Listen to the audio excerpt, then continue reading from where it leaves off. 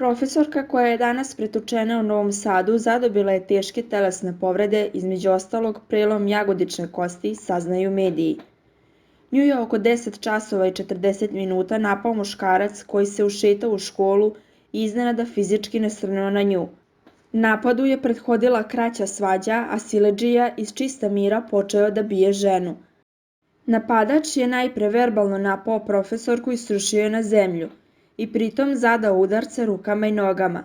Kada je pala, počeo je da je čupa i legao preko nje, sve do dolaska radnika obezbeđenja.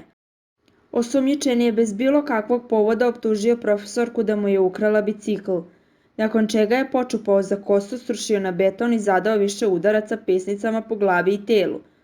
Unezvereni napadač je alkotestiran i utvrđeno je da ima 1,04 promila alkohola u krvi. Policija ga je veoma brzo stigla na lice mesta i odmah savladala i privela napadača.